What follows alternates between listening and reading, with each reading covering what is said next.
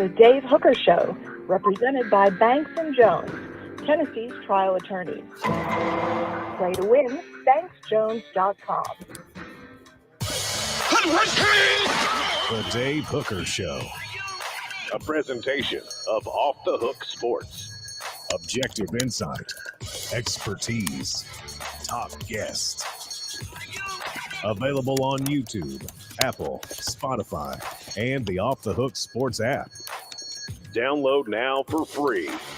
Also available on offthehooksports.com. I compute and obey. Now to Dave Hooker. Ready.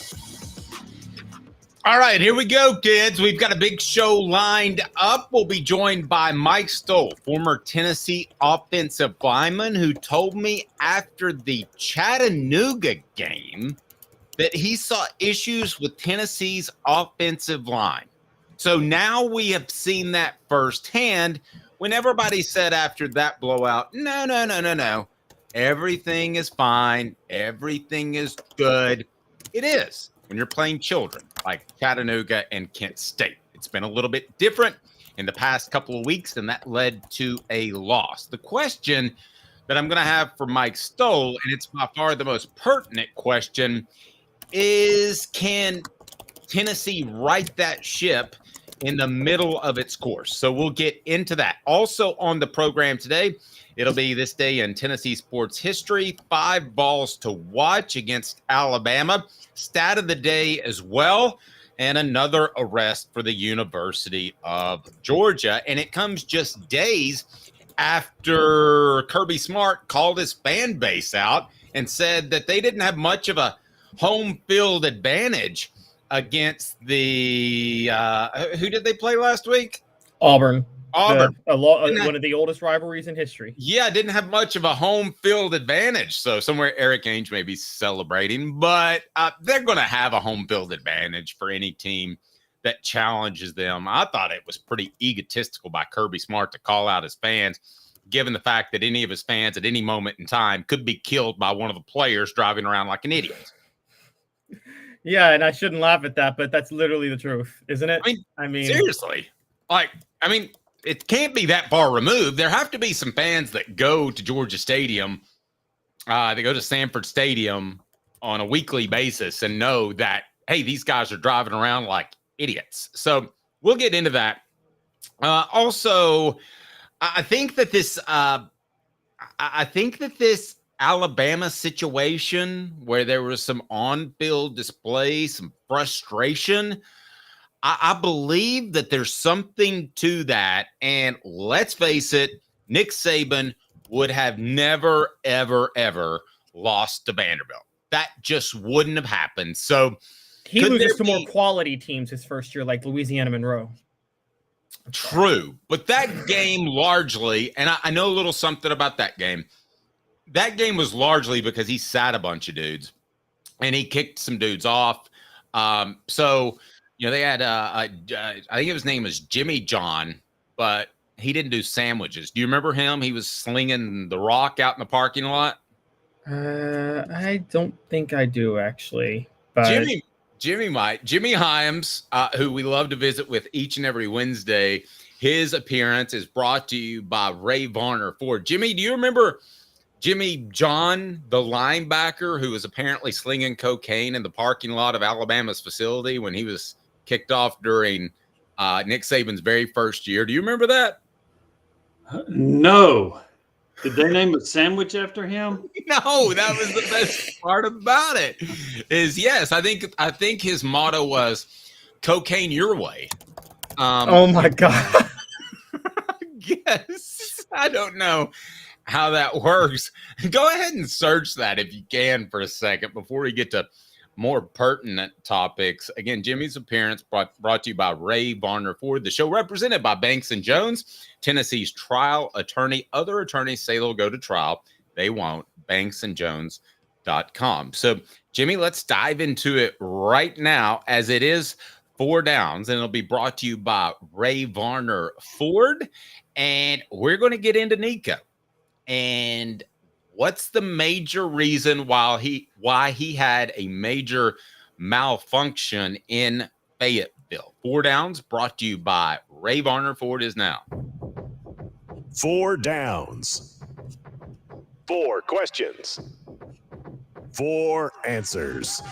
The Dave Hooker Show. 4 Downs. A presentation of offthehooksports.com. All right, so Jimmy, here's what I would like to do.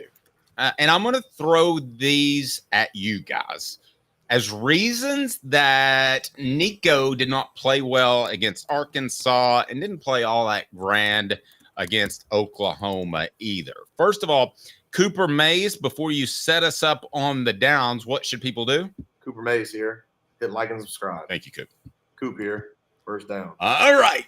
Wrong offensive coordinator. That means no Alex Golesh. Jimmy, is that a fair reason, excuse that Nico has not played at a high level and that Tennessee's quarterbacks haven't played as at a high of a level as they did with Hendon Hooker in 2022?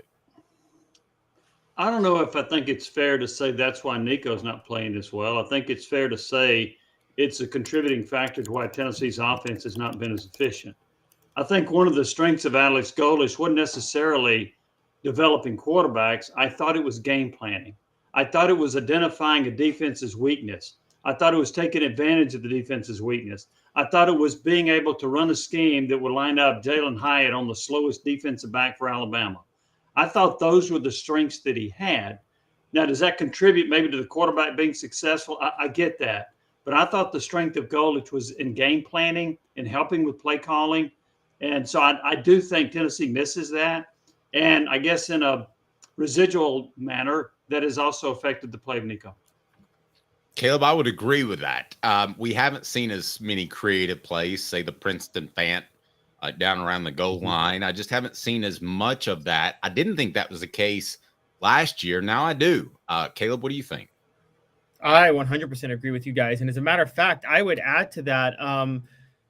Do you guys remember a couple of years ago, this would have been back in 2021 when Tennessee, it seemed like they scored on the first possession. And actually 2022, they scored on the first possession of every single drive, of every single game, excuse me. They would score a touchdown. It seemed like, didn't it seem like they had a much more scripted first 2 drives of a game than they do now, where they would score early and often, and then the defense would start to panic and have to adjust, and that would allow them to really dictate the tempo. I would ask both of you, does it really seem like they have a scripted game plan their first 2 drives this year of games? I think it's not as successful. It's scripted. But here's the thing. Going into the Arkansas game, Tennessee had outscored its opponent 78-3 in the first quarter. They outscored Oklahoma 10-3 in the first quarter. So I really think it applies mostly to Arkansas compared to the other teams. And I think Oklahoma had a good defense, but you still outscored them 10-3.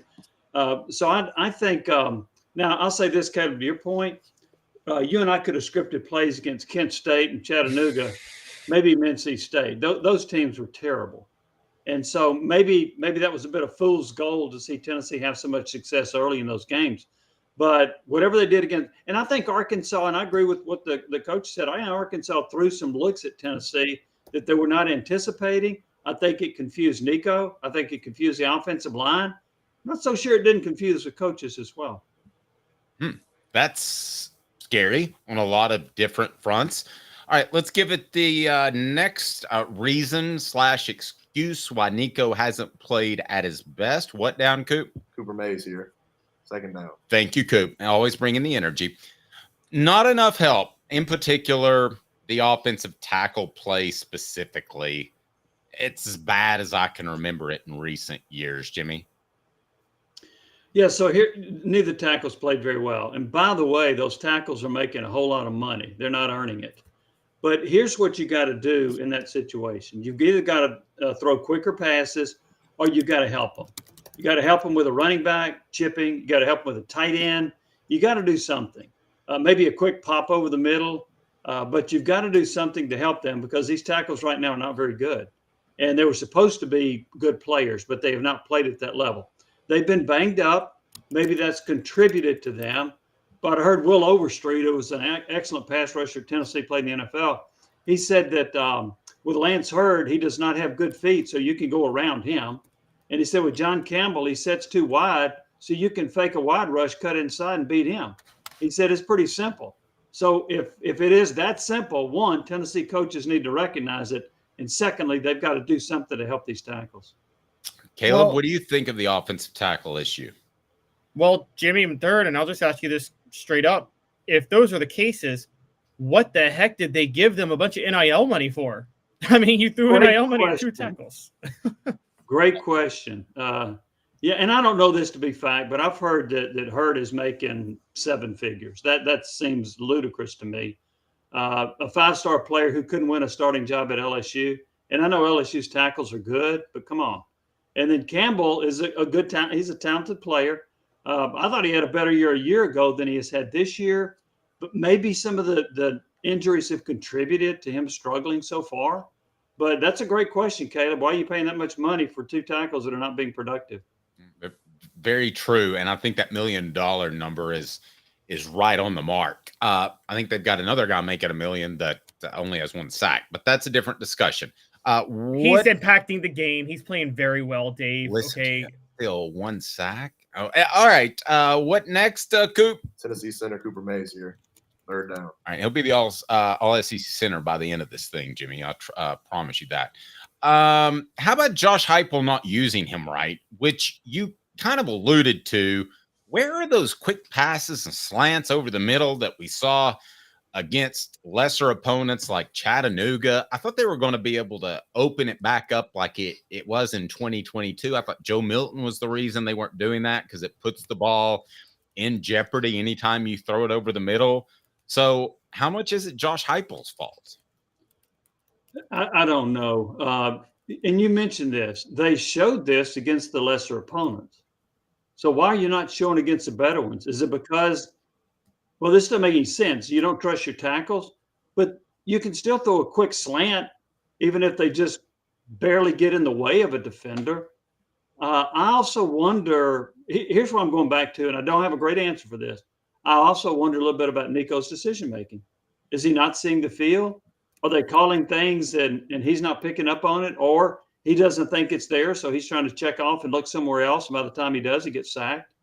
There may be other contributing factors like that. And here's the other thing I don't know, and this is the negative part of watching on TV. At a game, and when I'm at a game, I can tell you whether those receivers are running open. When I'm watching TV, I can't always tell that. And in watching the games against Oklahoma and Arkansas, the 2 better defenses they played, I don't know that the receivers are getting a whole lot of separation. Maybe here or there, but not consistently. And maybe that's impacting Nico. Maybe he's like, hey, if this guy's not wide open, I'm not throwing it there. And so he's holding the ball a bit longer and getting sacked. That could be a contributing factor. Interesting. Go ahead, Kevin.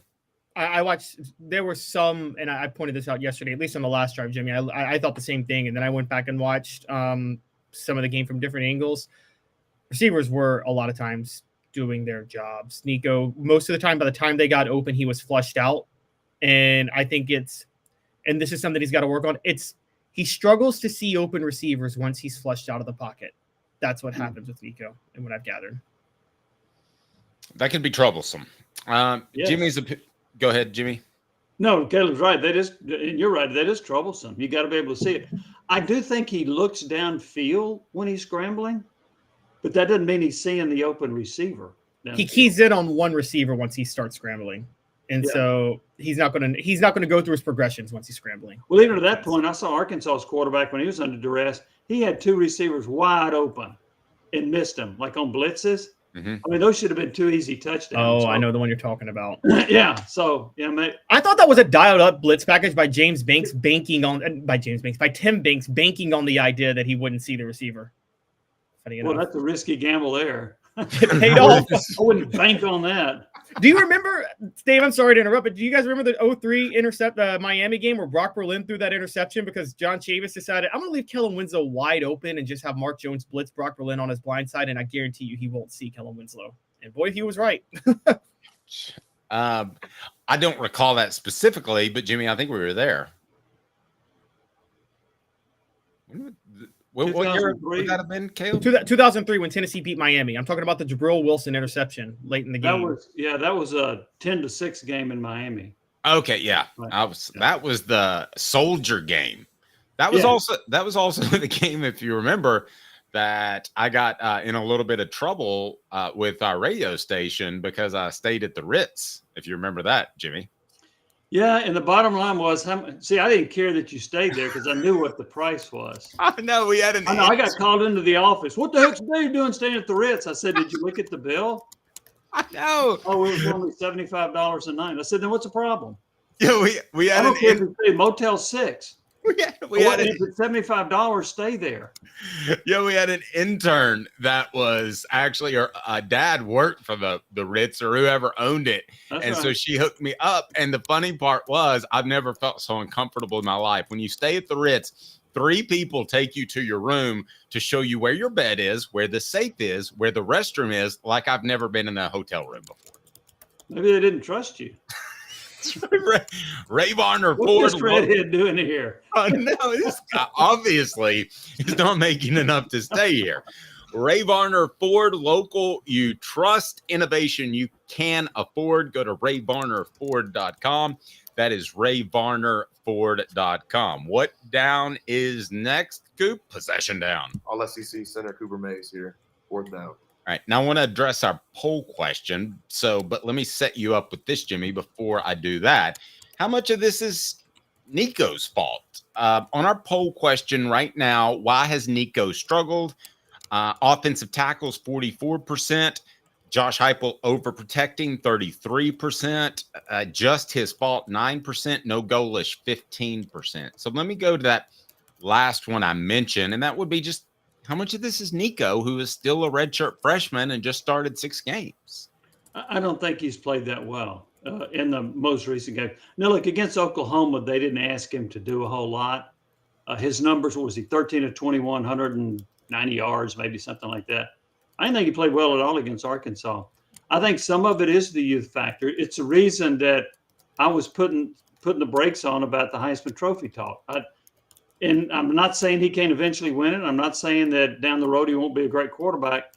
I didn't expect him to be great this year. I thought he would be good, maybe really good. But I think he's having a little bit of trouble. Caleb touched on it with when he scrambles, finding the receivers downfield. I don't know that his clock is ticking at the right pace because sometimes I think he's held the ball too long. I thought against Arkansas he looked like he had happy feet a couple of times. So. And I think sometimes defenses have looked at him. He didn't adjust to quickly enough, which I think will come with experience. I actually think in the second half of the year, he's going to be a better quarterback than he's been the first half. But right now, I think he shares a considerable amount of blame. But again, he's a young player who's not faced a lot of this adversity and faced a lot of defenses yet. I think he's going to learn from this. Let's go back to the goalish thing for a second, if we may. I thought at the time, hey, this is Josh Heupel's offense. It doesn't matter. They promote Joey Halsley from within, which I thought was a necessity if it is Heupel's offense, because you don't want somebody else in there doing something vastly different than what you've done and been successful with. But what do you think Goalish brought to the table based off your sources, and how much are they missing that not only this year but last? The 2 things: game planning and identifying a defense's weakness. I think he was really good at that, and I think they missed that. Having said that, when Josh Heupel was at Missouri running the whole thing pretty much by himself, they were great. And he at Central Florida, they were very good on offense too. And so at Tennessee, without Goalish, they have struggled the last 2 years. I put most of last year on Joe Milton not fitting the system. I do think Nico fits the system, but I think they missed Goalish from those 2 areas, and I think that has shown up so far. Oh, that's good stuff. The show represented by Banks & Jones, Tennessee's trial attorney, banksandjones.com, and they will bring you today's tough question. Before that, let's just each give our take real quick. So what's the biggest reason for Tennessee struggles? I just want to go down the list real quick. Is it the tackle? Is it the lack of help? No Alex Goalish, Josh Heupel overprotecting, or Nico just being young? I'm going to say the lack of help on the offensive line in particular. Jimmy changed my mind. I was previously going to say overprotecting, but based off what he said and his knowledge, I think it's goalish. And I said that would not be the case, but I'm backtracking. What's your take, Jimmy? I'm going to go offensive tackles. I think when they're that bad, it impacts. It's almost like having bad cornerbacks in a secondary. If they're bad in the secondary, what do you do to cover for them? Now, having said that, I think Tennessee has to coach around that. And I don't think they've done a good job coaching around it to help those offensive tackles. Completely agree. Today's tough question brought to you by Banks and Jones, the show represented by Banks and Jones, Tennessee's trial attorney. Other attorneys say they'll go to trial. They won't. BanksandJones.com. Today's tough question. Take a side. Take a stand. The Dave Hooker Show, a presentation of offthehooksports.com. All right, Jimmy. Somebody held a gun to your head and said, why has Tennessee struggled so much against Florida in times, especially that I thought Tennessee had as good or a better team? I don't believe Tennessee's been more talented as many times as a lot of fans do. But why do you think that has been such an issue for the Vols, even in times which they had really good teams? That's hard to explain. I think that during the Steve Spurrier years, he gave that team a confidence that they would beat Florida. And for whatever reason, it's carried over for the last 20 years. I'll just look this up. Florida has beaten Tennessee when they've had coaches on the hot seat, when they've had coaches fired after the season, when they backup quarterbacks have beat them. Florida's beat them when they're unranked. Florida went 5-7 last year and beat Tennessee, played probably their best game of the year against Tennessee. They got stomped by Utah before that. Here's the other one, too. 4 quarterbacks had beaten Tennessee that weren't good enough to keep their job at Florida and transferred. 4 of them. Like Jacoby Brissett and Tyler Murphy and then Driscoll. There's another one that's escaping me. But, I mean, I'm thinking about that, and really? These guys aren't good enough to maintain their starting job at Florida, and they just beat Tennessee? There's some kind of deal, some kind of hex going on with this one.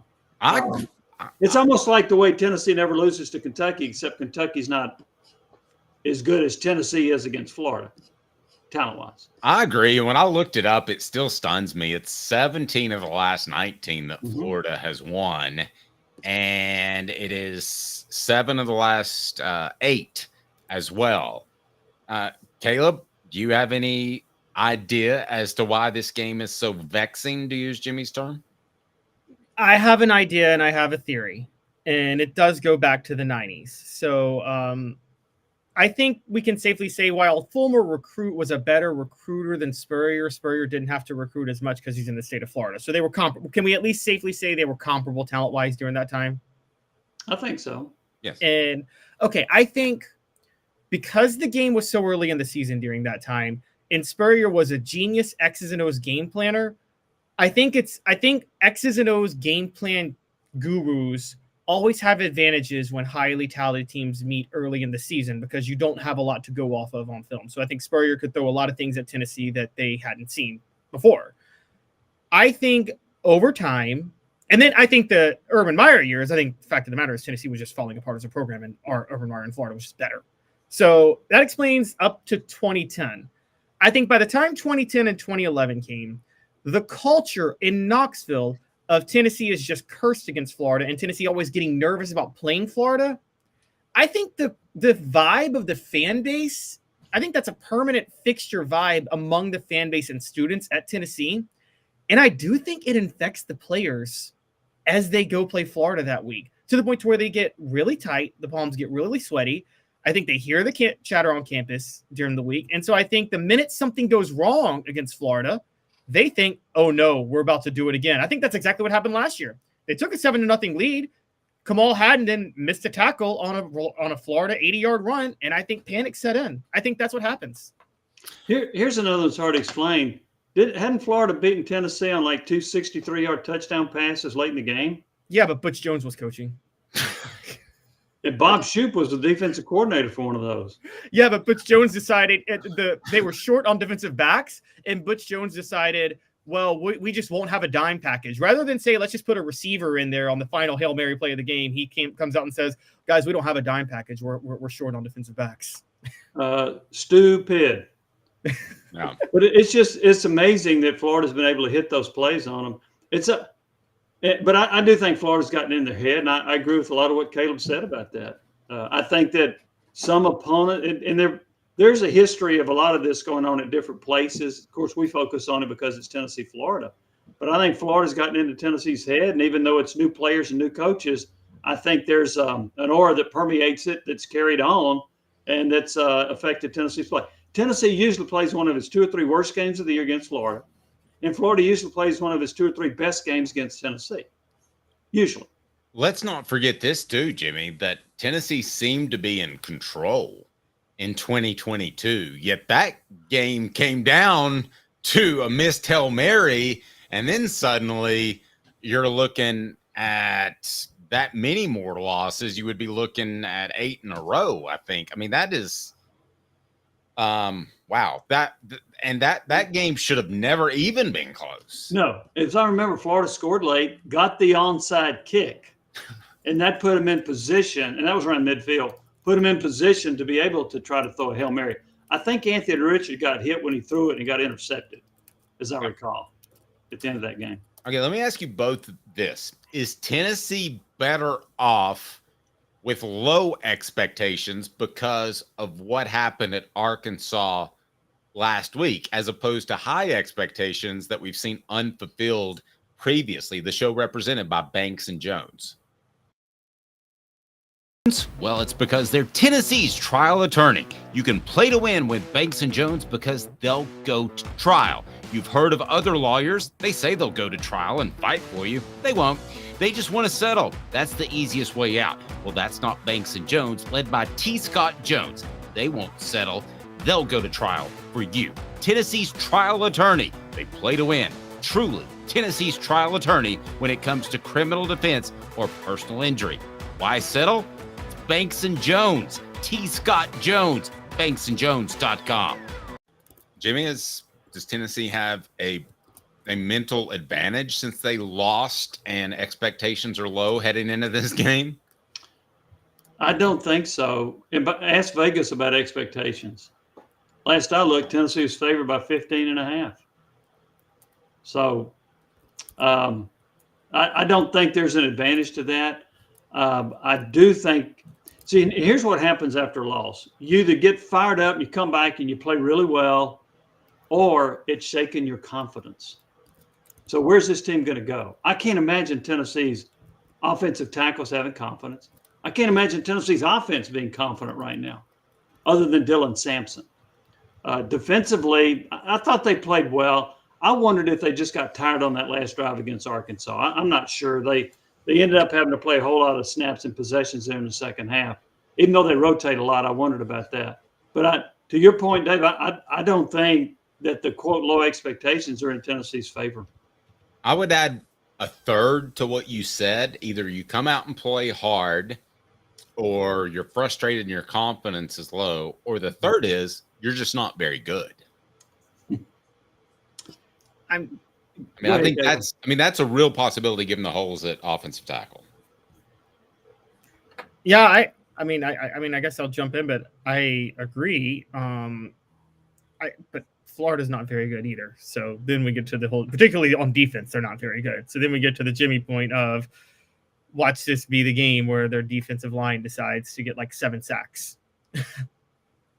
Well, here's the thing too that concerns me about Florida, and I don't think Florida's that good. Okay, granted, but they have won 2 in a row, and as a team, they complete 72% of their passes. They've had back-to-back games where they went 23 of 28 with a 2-quarterback system and 26 of 28. They complete a lot of passes. And this is the best passing team that Tennessee will have faced. So how do they deal with that? How does the secondary deal with that? How does the defensive line deal with putting pressure on both quarterbacks, Mertz and Legway? So I think that's going to be interesting to see how Tennessee's defense responds against a very accurate passing team. All right, Jim, I know it's fairly early in the week still, but you and I both have to have our predictions ready for the show that airs on Saturday. So I imagine you've got your prediction in your back pocket. I'm curious if you would be interested in sharing that with us now. I'll just say that I've got it as a low-scoring game, and I've got Tennessee winning. I don't have Tennessee coming close to covering the 15.5. I think it'll be a touchdown or less. Follow up, should Tennessee fans be happy with that? I say heck yes. Yeah, any win against Florida, you should be happy. Doesn't mean you got to storm the field and tear down the goalpost, but you should be happy. Yeah, I mean, I'm kind of with. Such a bizarre series, and I know we're a part of it, so maybe we see it more than most, but it just feels like, yes, the Spurrier thing, even though some of these players on the team weren't even alive when he was coaching at Florida, it does seem to still have an effect. Jimmy, tell us how we can follow your work as, man, you're all over the place.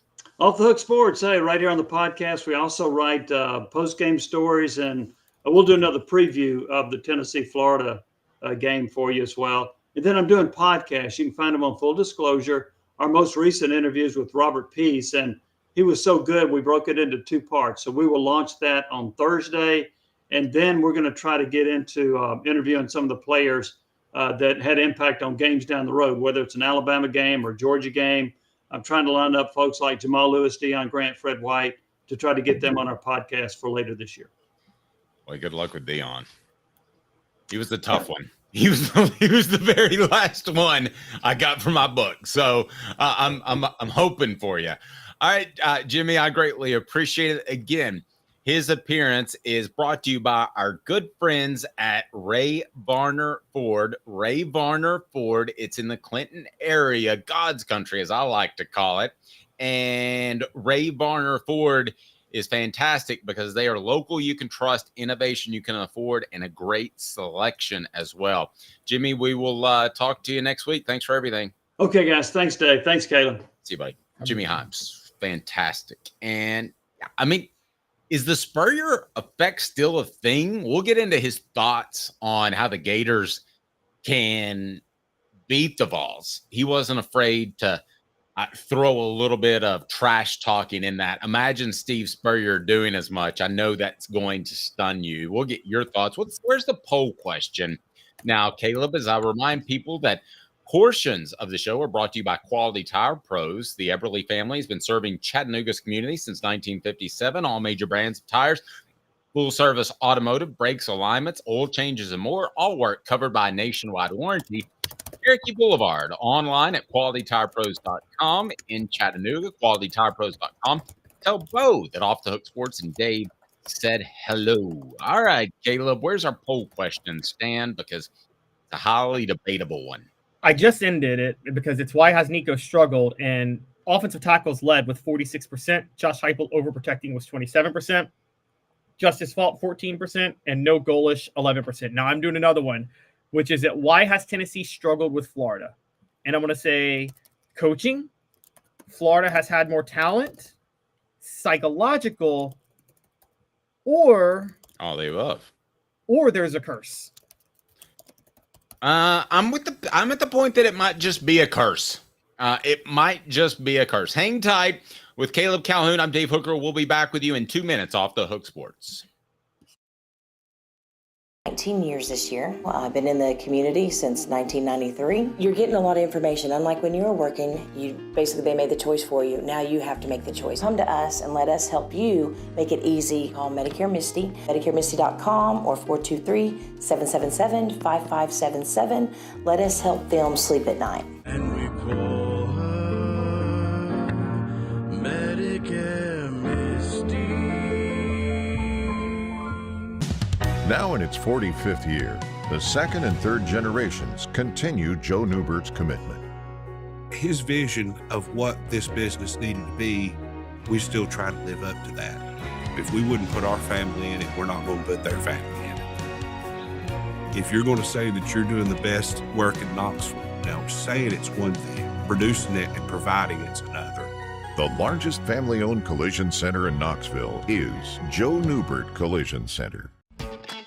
Are you ready to get strong? At NFC, we offer top-notch weight training and functional fitness, so you can build strength and improve your performance. Join today at nfc1.com or stop by any one of our 7 East Tennessee locations. Why Banks & Jones? Well, it's because they're Tennessee's trial attorney. You can play to win with Banks & Jones because they'll go to trial. You've heard of other lawyers. They say they'll go to trial and fight for you. They won't. They just want to settle. That's the easiest way out. Well, that's not Banks & Jones, led by T. Scott Jones. They won't settle. They'll go to trial for you. Tennessee's trial attorney. They play to win. Truly, Tennessee's trial attorney when it comes to criminal defense or personal injury. Why settle? It's Banks & Jones. T. Scott Jones. BanksandJones.com. The Dave Hooker Show, represented by Banks & Jones, Tennessee's trial attorney. Excuse me, Your Honor. Play to win, BanksJones.com. Who's this guy? Hello, wizard. The Dave Hooker Show, Who? a presentation of Off the Hook Sports, What? YouTube, Apple, Spotify, and the free Off the Hook Sports app. That's the Dave Hooker. All right, welcome back to the program. As this day in Tennessee sports history, also 5 Gators that you absolutely have to know, 5 Gators to watch on Saturday as Tennessee hosts Florida in what is a 2-touchdown or so favorite for the Vols. I'm at the point where I think Cover Heupel, is that his nickname, or Cover Josh or whatever it was? I'm to the point that I think it's going to be not Cover Josh for the remainder of the year. I think he's going to gut out some victories. I think Tennessee can run the ball and play defense, but I don't feel good about a lot of point spreads, especially not this one this week. Jimmy Hyams referenced that as well. So this day in Tennessee sports history are coming up, but I want to remind you that we would love for you to be a part of Hooker's Corner. For just $9.98, you will be entered in quite a few drawings. Number 1, weekly prizes in which we'll give away a Celebrate 98 book or a t-shirt, depending on what you choose. And then when we hit 8,000 subscribers, I'll get to that. But for just $9.98, you will be registered for the monthly grand prize, which is a Dylan Sampson autographed mini helmet.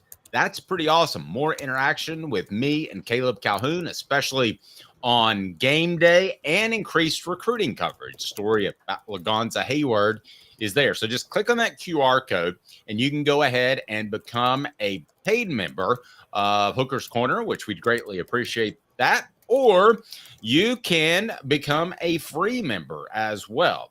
So if we can put that link in the chat, we want to remind you that Rick Terry's Grade 8 Garmin Challenge coming up when we hit 8,000 subscribers, which is just around the corner. We're giving away a Garmin.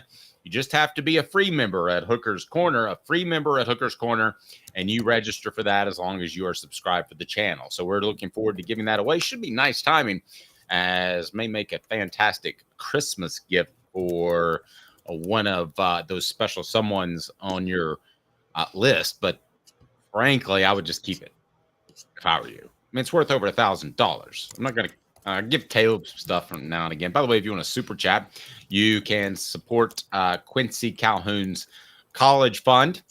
Quincy is just 4 months old, so we've got time to get ahead of the interest curve, as that little bit matters. But it goes straight to Quincy Calhoun, who I'm told is going to be a monstrous child, Caleb, as he's like in the 98th percentile of height.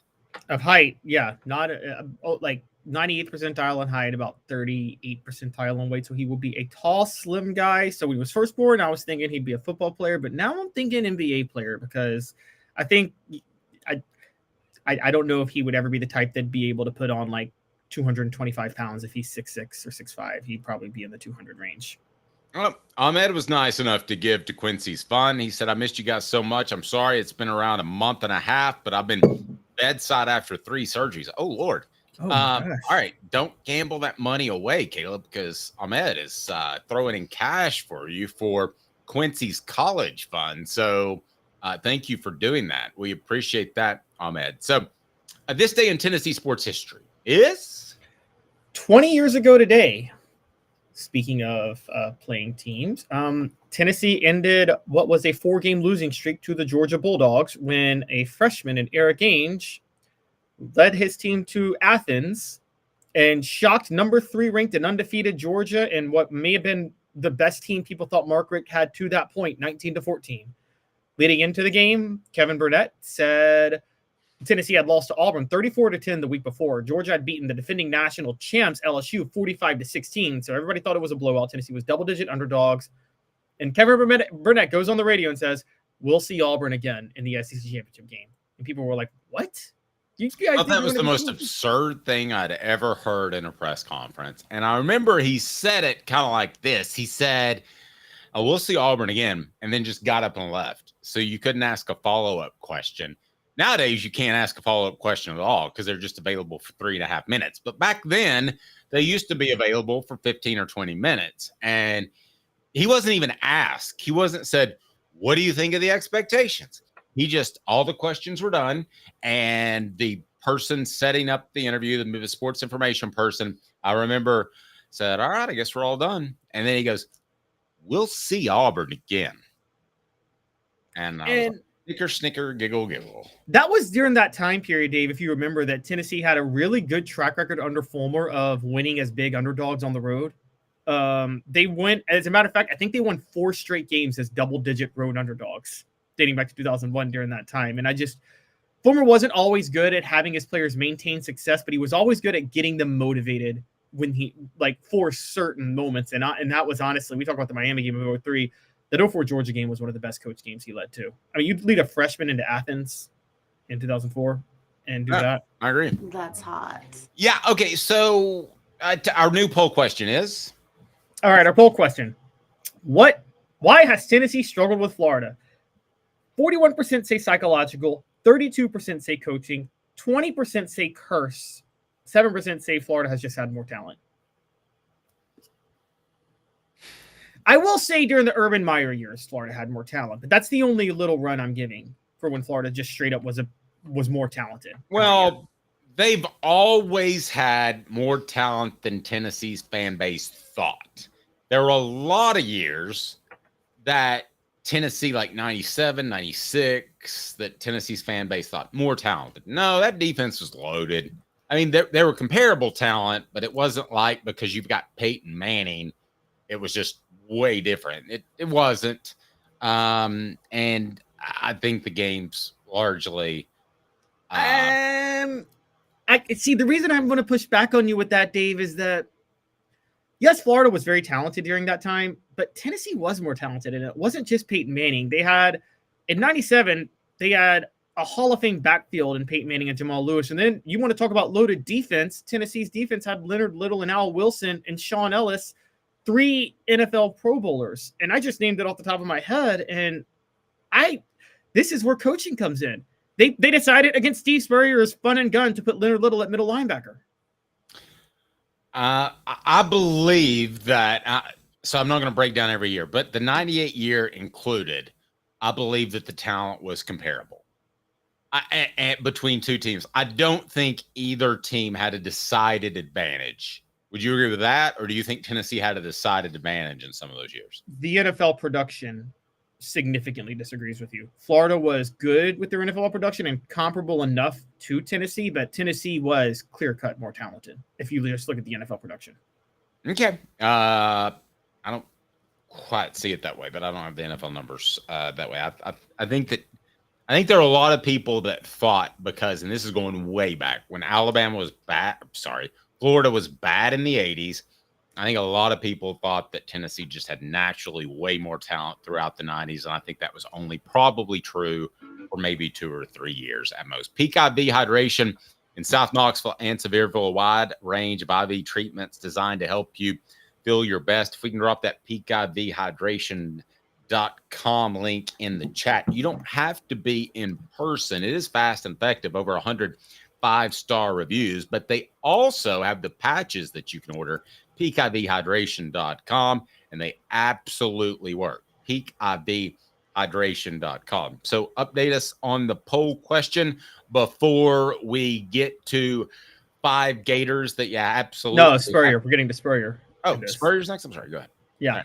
Why has Tennessee struggled with Florida? 38% psychological, 32% coaching, 22% curse, and 8% Florida's had more talent.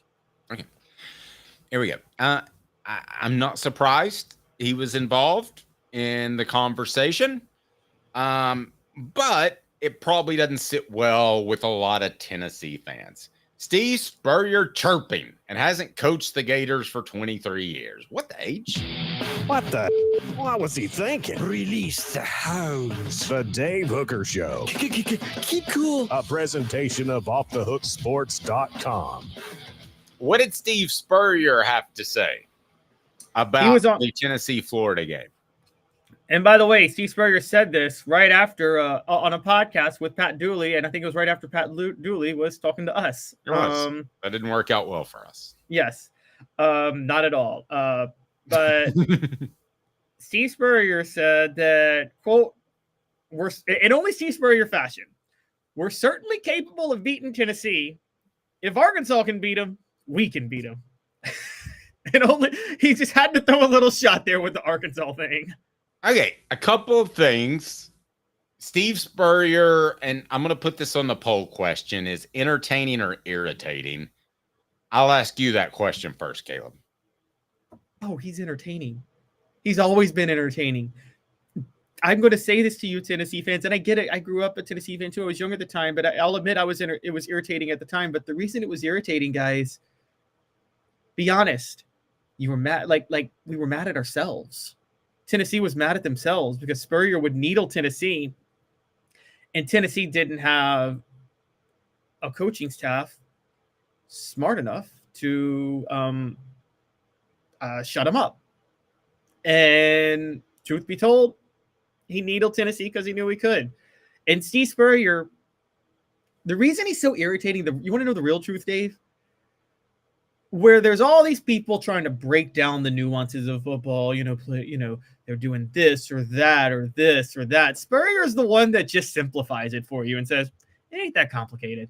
They did this, and that's why this team did this. Like one time his South Carolina won a game I'll never forget, and he was asked at the end of the game, like, what did your team do to win this game? He's like, well, we didn't do anything. Their kicker missed a field goal. That's how we won. I mean, that's Spurrier at his best.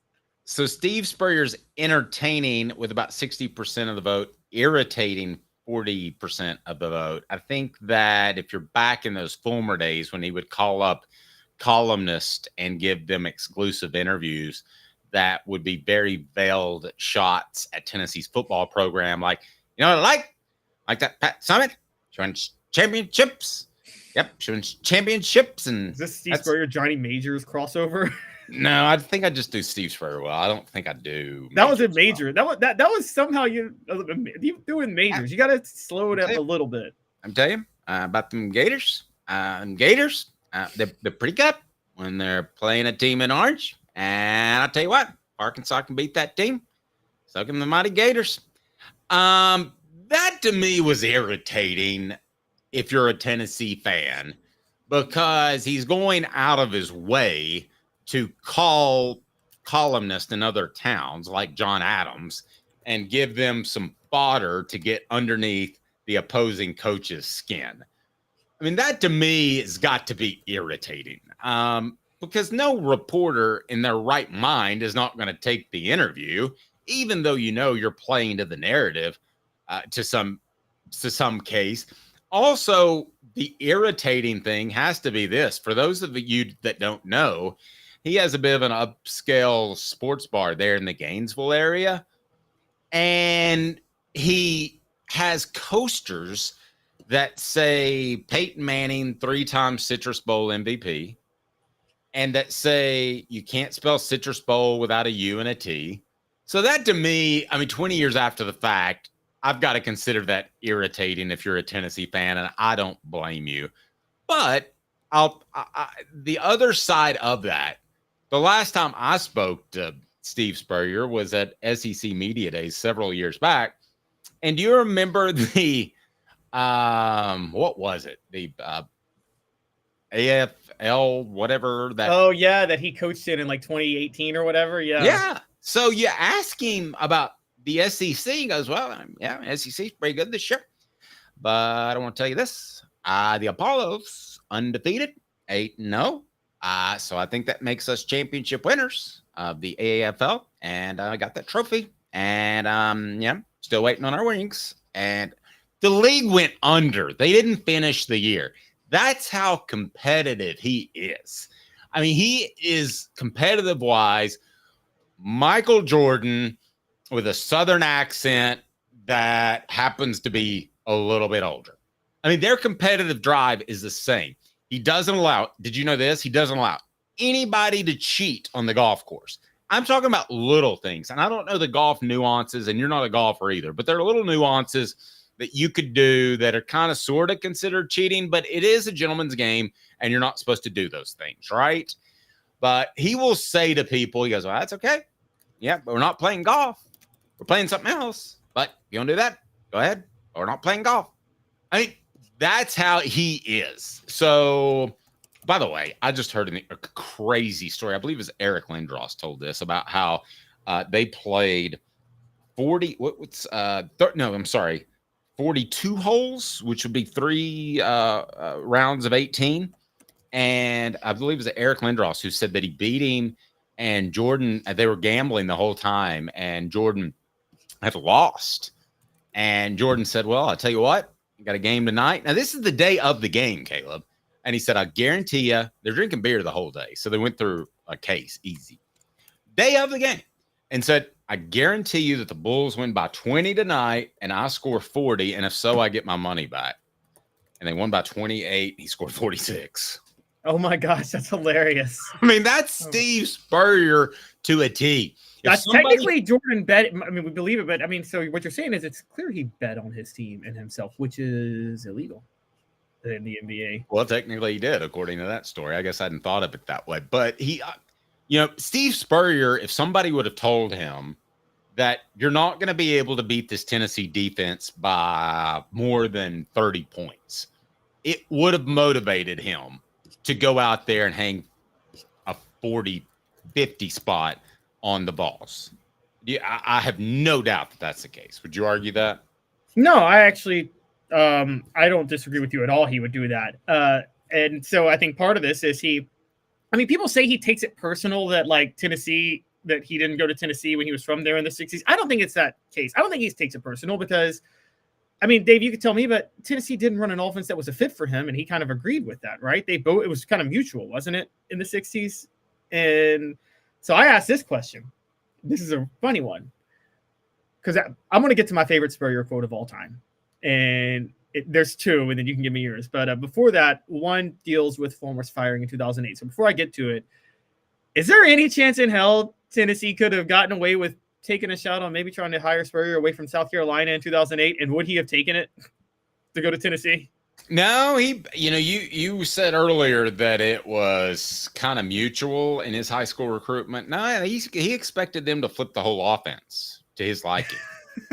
I mean, and when they didn't, well, at least they didn't lie to him like Troy Aikman in Oklahoma and Drunken Barry Switzer. Rick Terry Jewelry Design, they want to be your jeweler.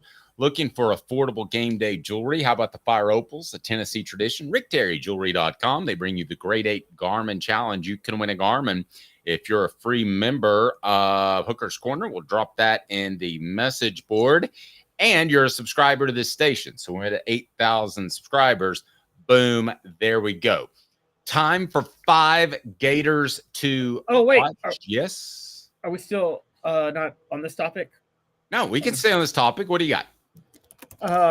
So what I was going to say was, I was going to ask you to give me what you thought the funniest quote you ever got from Spurrier was. I mean, it had to be the Apollos thing. I mean, to me, you're bringing that up in the middle of SEC Media Days that you won a semi-pro football league that just got canceled and the year wasn't even up yet. Okay, fair. I was really so taken aback I didn't have a follow-up question. And that never happens with me. So mine was actually, I don't think he meant to, but he poured salt on the wound on Fulmer when Fulmer was fired. I don't know if he did it on purpose, but I think he and Fulmer were friendly at that point.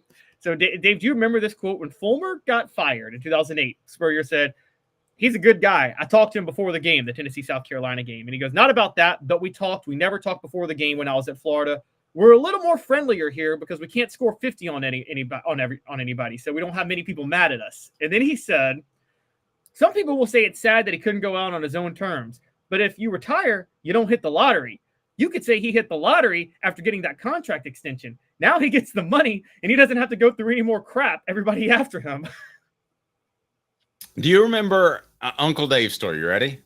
Love it. Let's go. Okay. So when he got fired by the Washington Redskins, this is back when practice was open, and we're watching practice in the spring. Okay. So it's spring practice. So it's kind of still open now. But anyway, we're watching practice in the spring, and we see this guy sitting all by himself several rows over. And somebody goes, "I think that's Spurrier." This is in Neyland Stadium, okay? So me being the guy that I typically am, what do you think I did, Caleb? Knowing that Jimmy Hyams and John Wilkerson were at that very moment on the air at Sports Talk. What do you think I did with a cell phone in my pocket? Did you have a camera phone at the time? Did you take a picture? No. I did worse than that. I mean, I went up to him. He didn't know who I was. This is the early 2000s. When did he get fired from Washington? 2003, and it's kind of debatable if he got fired or if he just realized his style and system wouldn't work in the NFL. Well, regardless, he needed to go because Patrick Ramsey still has, flinches at night because he got the hell beat out of him.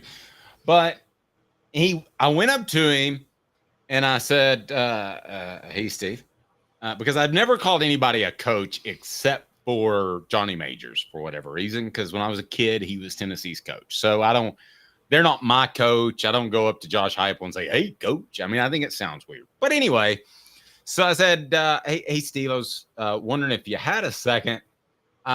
I would like to get you on the radio, and I think you know who I'm talking about. It's Jimmy Hyams. And he goes, "Jimmy Hyams," and then he used another term, a female term, that you may know or do you know what I'm referring to? Is it a bad word? Starts with an H. Yeah, it's not a bad word, but he goes, "Oh." He tried to act like he didn't know who Jimmy was, like he was trying to be funny. Hyams. Like, no, I'm not sure I know who he is. Well, of course he knew who Jimmy was. He just didn't want to be on the radio in Knoxville. That's a true story. He comes from he comes from a religious family, and he just. Well, technically, I guess that would have been a medical term, so he didn't see it as a problem. Okay. But it was surreal and bizarre. Was he needling Tennessee with the whole "they can lose to Arkansas," or was he just giving his honest opinion? I think he was.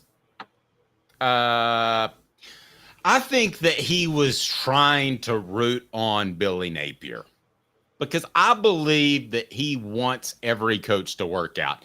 I think he flushes it when they don't, and he's not overly adherent to them. But I think he really, more so than make a change, I think he would want Billy Napier to work it out. That's what I think his motivation is. And I think he knows better in his heart of hearts. But yeah, he seems like he's very nice to coaches. I agree. Of course, Steve Spurrier himself, when things aren't working, he just resigns mid-season like he did at South Carolina. He's like, "I'm tired of losing. I don't need this. I'm out." Yes, who needs this crap? All right. So portions of the program, what you really need is you need help from our friends at Work Trucks. And then I'll share another Steve Spurrier story with you from Uncle Dave. And then Mike Stoll's going to join us to talk about Tennessee's offensive line and how it can be fixed and if it can be fixed anytime soon. Work Trucks, all about trucks, right place, right time. That's Work Trucks. Work Trucks.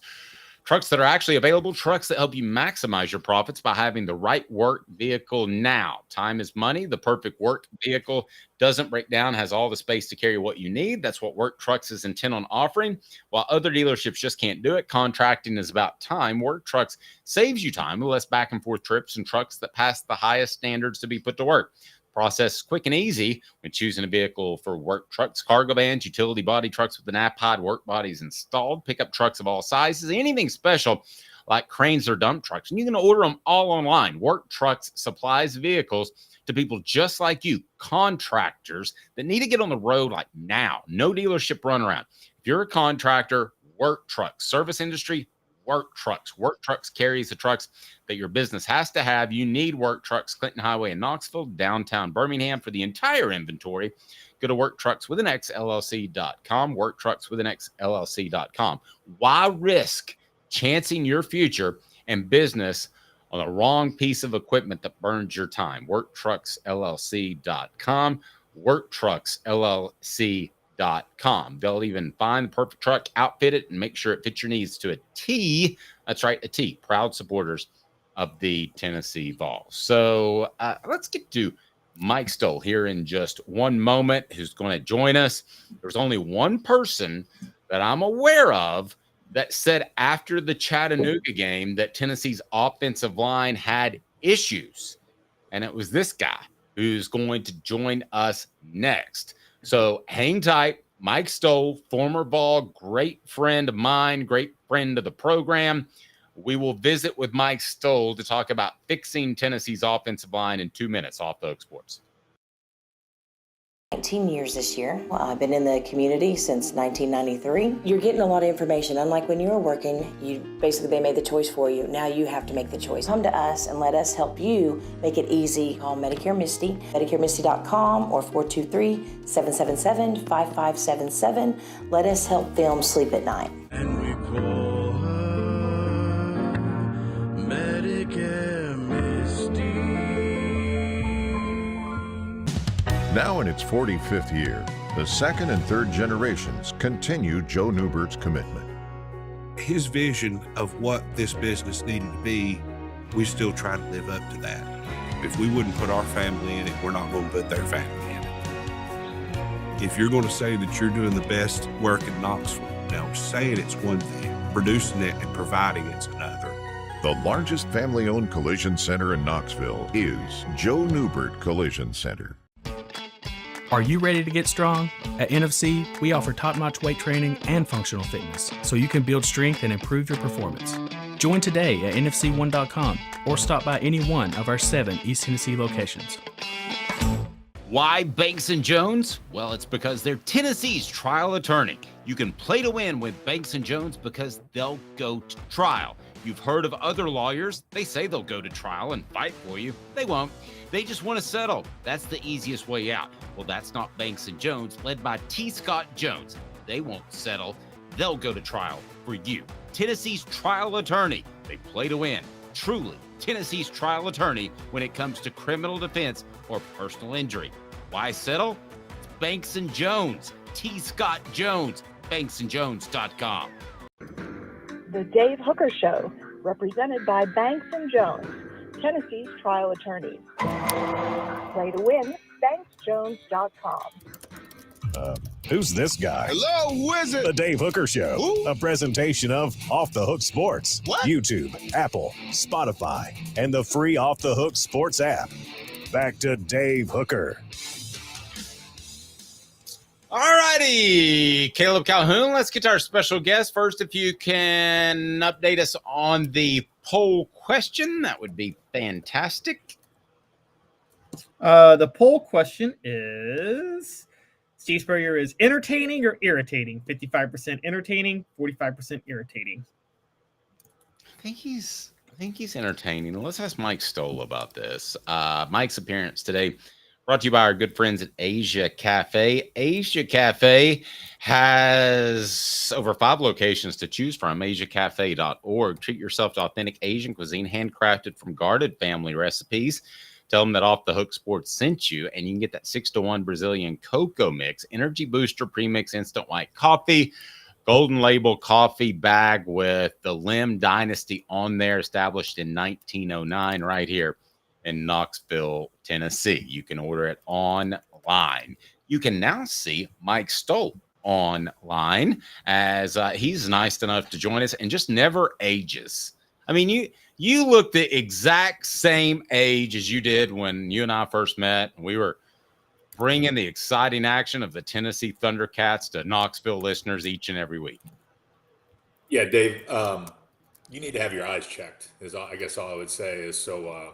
I definitely look a lot different than I did back in the day. So, but beauty is something that's never been described for me. So maybe I looked awful back then too. Who knows? No. Men age gracefully. I think you're good. It's the women that have to worry about that. By the way, my eyes are good. By the way, my eyes are good. No contacts, no glasses. Campbell Cunningham, Taylor Hahn, ccteyes.com. There you go. There you go. Set me up for a reader. There we go. It's like the old days. All right. Mike, Tennessee's offensive line is fill in the blank. Tennessee offensive line is soft, I guess. Or I don't know if soft is the word to say. When I say soft, their technique is poor. Poor technique is probably a better way to describe that. And the soft goes along with that, just in the way that they use their body and their leverage. The technique's not good. Okay. What causes that? Is it youth and inexperience, like with the Lance Hurd situation? Is it coaching? I think it's all of the above, right? I do think when you're an offensive lineman, you got to perfect your craft, right? Because what you have to do is every movement you make matters. Every little twitch, every little step, you step 2 or 3 inches the wrong way, you can get beat. And so when you look at, and that's, we were talking and I've mentioned it before, people laughed at me like, I told them after Chattanooga, I was like, man, these tackles they're setting themselves up for problems. And it's with the way that they set, it's the way that they have their feet. These guys, both of them are 6'6". You got Hurd and Campbell, both of them 6'6", right? Massive human beings. And they don't use their body to their advantage. They have long arms. As an offensive tackle, you want those guys to have reach, to use your arms, put them on them, keep the defender away from you so that they can't get into your body and then get around you quickly for what they call a short corner, right? So that they get right to the quarterback quickly and the pocket collapses fast. So when I watch offensive line play, I specifically focus inside. It's a little bit easier because you've got bodies in there and you have less area to cover. You've got kind of a guardrails, so to speak, between a center and a tackle, or guard and a tackle, or what have you. The offensive tackles, they're out on an island a little bit. If they set incorrectly or they don't have their feet right and they don't use their arms well, that messes things up. That collapse the pocket, that allows short corners, and or allows them to get into you and then start pushing you back. And so it is a tough thing to perfect. This is why the offensive tackles are, specifically in the NFL, left tackles are paid so well, because they have to be flawless every single time.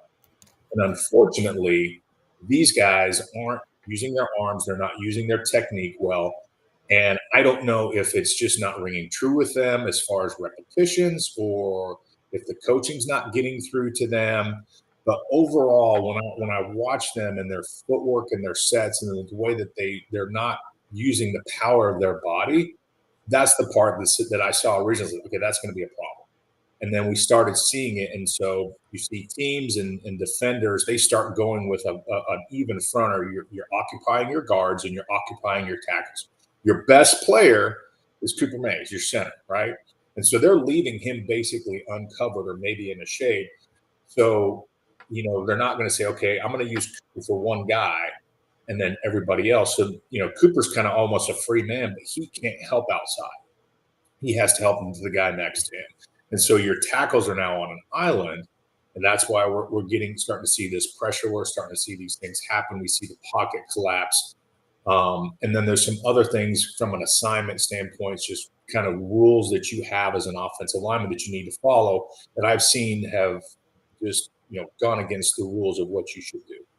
Okay, let me remind everyone they need to click that like and subscribe button and make sure you have your notifications on, because we'll visit with Cooper Mays, the Vol Report with Cooper Mays, brought to you by City Heating and Air Conditioning, cityheatandair.com. If he's playing at a high level, is there anyone else, Caleb, before you jump in here, anyone else that is playing at a more than competent level right now, perhaps at the guard position? Yeah, I think Javonte Spragan is playing well. He put it's different. Every position within the offensive line is different. Your mentality is different. Your personnel and makeup is, your guards can be pretty aggressive. They can have a little bit of a nastiness to them, so that because again, you're protected. You have a tackle over here, and you've probably got somebody out here, and you've got a guard in or center inside, so you can go hit people, chip people. You can do things to help. Your technique doesn't have to be as flawless. Yes, you still have to have good technique. You have to understand blocking schemes and things like that. I think Javonte Spragan's done well, but overall, I think because of the way the tackles are just not being physical and using their technique and their bodies and their leverage to their advantage, it kind of downplays a lot of what happens inside. Mike, a lot of the stuff you're saying about tackles, I hear a lot of this in just about it being reflective of today's era of college football. But what you're saying doesn't seem to apply to that, does it? Like, I know a lot of offensive lines aren't used to putting their hands in the ground anymore and maintaining blocks.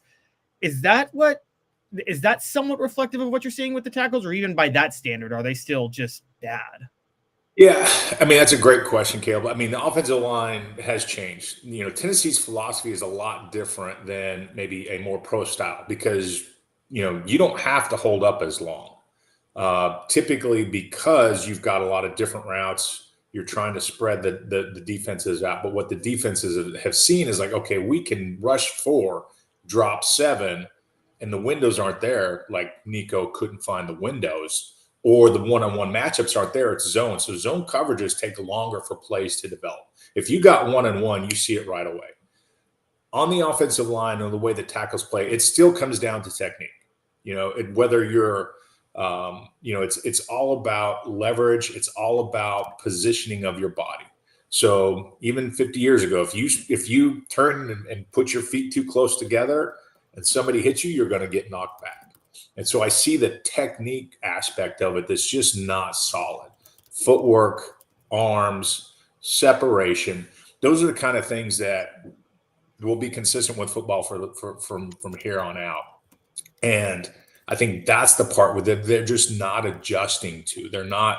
I don't know if how they're being coached to do that, to adjust to that, but it does. I mean, we used to do it every single day.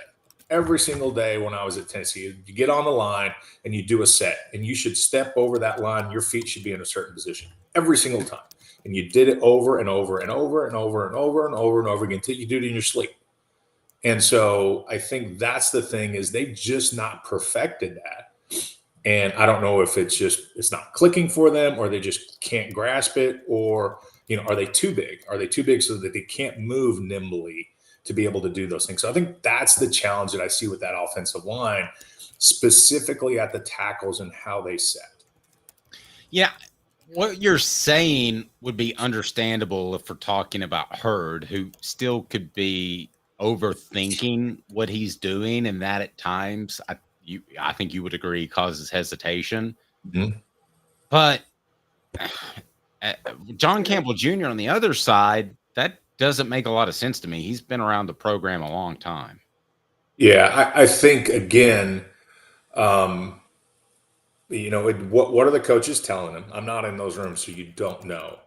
And there are some guys that they just don't get it. Right. Or they don't process it fast enough. Hurd, it's a different speed, and you're trying to process as fast as you can, and it's hard to catch up. And so, if you're 6'6" and 350, the question is, okay, if you're 6'6" and 330, 20 pounds different, can you move quicker? Can you get your feet set quicker? And I think I see slow feet. They used to dog me about my feet, and everybody dogs everybody about their feet. But if you have slow feet, that gets you beat really quick. You got to have quick feet. You got to get set, and you got to get in the right place. I just don't know for Campbell if that's the reason, if that's the transition, what have you. Granted, I know they've all been kind of banged up, but again, I go back to the first game of the season, they weren't, and that's when I saw the footwork that concerned me. Mike, I want to ask a little bit, one of the things you're saying, and you're right, plays are a little bit slower to develop when there's 4 down and 7 dropping back in zone. Would you suggest that maybe because of the issues at tackle, Heupel needs to stick to the run game even more than he's doing so right now? Because he really needs those guys to cheat up for those big plays to be there quickly enough, doesn't he? If the tackles can't hold blocks long enough? Yeah, I mean, it's all about, the Tennessee system. It's if there's 5 in the box, you run the ball. If there's 6 in the box, you throw the ball. And so what they're doing is they're disguising a little bit, number one. So they'll have 2 linebackers up and they'll have 4 down linemen, and then they'll drop one or they'll spy one and drop so that they roll into a zone coverage. So that can throw you off. I do think if there is 6 in the box and they're trying to run the ball, there's not enough men to block the people. I would like to see the run game do a little bit better, but again, it all predicates on you have your rules and your calls, and okay, 4 down linemen, 2 linebackers, that's 6 in the box. I got to throw the ball, but then they're dropping to a zone coverage. The other thing about that is if that is the fact, and I saw it, Nico's a little bit nervous, right? Because he's feeling that pressure from the outside. If your pocket's firm and you can scan the field and that you've got you got space here to step in and throw the ball, but as that pocket collapses on you with your tackles, that's when they get antsy and you can't really see or feel where the next open seam may be. Run games, I mean, you've got a stud running back and use him as much as you can. But I think, again, you look at how Arkansas defended it. They gave a recipe. And you saw how Kentucky defended Ole Miss. I think really Kentucky set the standard for kind of these spread offenses. How they defended Ole Miss, Arkansas took a play from that, and they kind of replicated it against Tennessee. And you're going to see everybody else do that against Tennessee. So these offensive linemen have to adjust. When the rules are there to run the ball, run the ball. If you bring in, you start seeing in a tight end kind of in a flex wing position to block, now you have fewer guys out in patterns. So you still have, so it takes even longer for the pass plays to develop. But your receivers have got to get open too. So that's another challenge I see that I would like to see them adjust to. Let's do this. I'm going to say bank on it. The best remedy for the issues not tackle is that 12 personnel that we heard so much about with 2 tight ends. So I'm going to say bank on it. Brought to you by Commercial Bank. It might give me 15 seconds, and then you tell me if I'm right or wrong. Brought to you by Commercial Bank. I've been with Commercial Bank for over 20 years, and Commercial Bank is fantastic because Commercial Bank is, again, I've been with those guys for 20 years. Absolutely love them. And Commercial Bank is member FDIC. Life made better. Commercial Bank creates positive experiences for every customer every day with better solutions, better technology. That is Commercial Bank. Commercial Bank is your neighborhood bank. What makes us different from other banks? We understand that every customer has unique opportunities, challenges, and financial concerns. We don't expect you to fit into the same box as the next person or business. Whether it's purchasing a home, saving for your child's future, or planning for your next vacation, we're with you every step of the way to navigate life's big decisions. Commercial Bank. Life made better. All right, so I say bank on it, but what say you? Because you know more about football than me, Mike. The 2 tight end look would immediately remedy the offensive tackle problems. Here's a challenge with the two tight end situation. And it's the right solution probably, but what you've got is you've got a team that's built, or an offense that's built on spreading people out in space so that you create gaps, you create angles, you create opportunities for the run game. What you will see is they'll control the ball more, but you won't see 50 points a game. You'll see 24, 28 points a game, maybe. You're going to see fewer possessions. You're going to see fewer big plays. So if your defense can hold out that long, that's okay. But Now you're bringing more people into the box, so your running is not quite as good. Sampson's a stud, and he runs hard, but I think you bring that in, that brings more people into the box because they'll adjust, and so you're not going to see the big plays, the big scores, the big one-on-one matchups. And if you do, your receivers are going to have to get open. So it's probably it's a sign of they don't believe the offensive tackles can handle up one-on-one, so they need more help and more protection. But it's also a sign that we're going to try and maybe not score as much as we typically do. Our offensive production is going to be hampered from that. Great stuff, Mike. That's fantastic input. Hopefully we can borrow your time again. We greatly appreciate it. And go Tennessee Thundercats. There you go. Love the Thundercats, man. You still got your T-shirt, Dave, that you wear around? I don't. And but I will tell you a funny story. George Lemon, who was Meadowlark Lemon's grandson, owned that. And I don't know about you, but I can get my last check. And at one point, he was featured because he had 3 sons on the same team in a small college school on ESPN Game Day. Did you see that? I did not see that one. Yes, this has been a decade ago. But since I knew who the school was, I just called and went through the directory and left him a message. You still owe me some money. Immediately before the feature was over, I was like, now I know where he is. No, I'm going to go track him down. I need my $250. All right, Mike, I hope you got all your money. Yeah, I didn't, but that's okay. All right, he's Mike Stoll. Thank you so much, man. I appreciate it. Thanks, guys. I appreciate it. 2 minutes. The Gators that you absolutely have to watch, as portions of the program are brought to you by the Hemp House, the premier hemp dispensary online with a wide variety, great selection, and strict standards to ensure you only receive the best in CBD or Delta products. Hemp House Chat with 2Ts.com. Hemp House Chat with 2Ts.com. Use the promo code HOOK for 10% off. 5 Gators to watch. We'll take you to the top of the hour, break free with Caleb Calhoun. I'm Dave Hooker, Off the Hook Sports. 5th year, the second and third generations continue Joe Neubert's commitment. His vision of what this business needed to be, we still try to live up to that.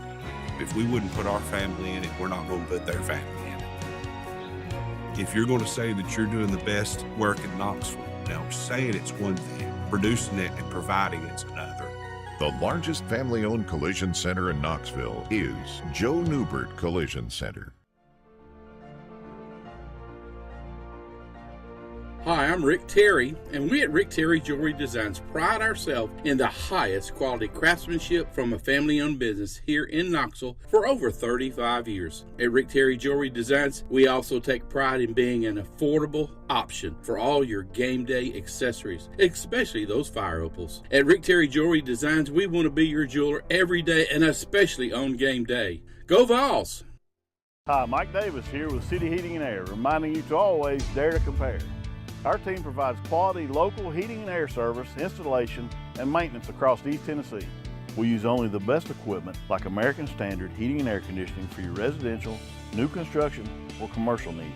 Honesty, dependability, and customer satisfaction have been the cornerstones of our business since 1961. City Heat and Air. Dare to compare. With our brand new location on Emory Road, Eye Care Optical is bringing East Tennessee's best eye care to your neighborhood. Doctors Johnston and Combs offer unmatched expertise and care without a trip to Knoxville. Eye Care Optical, now in Powell.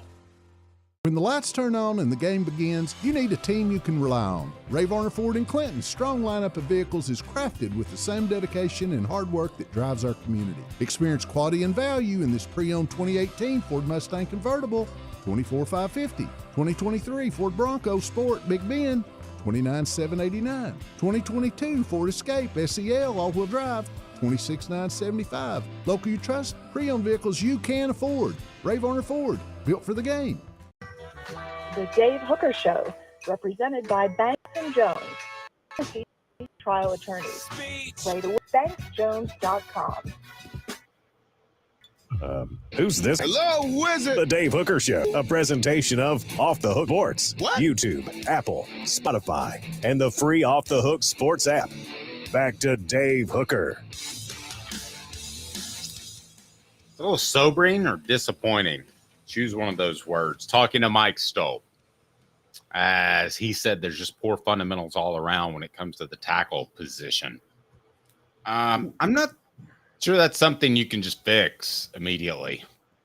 I mean, it's a major red flag on the whole issue of player development that we've talked about. And, we thought that they developed Darnell Wright, and I'm starting to think, no, Darnell Wright just decided that he needs to turn it on. I said this last week, by the way. What did I say last week, Dave? Headed into the week. Remember when I said Tennessee has yet to have a starter on the offensive line that Josh Heupel signed out of high school? And it's year 4.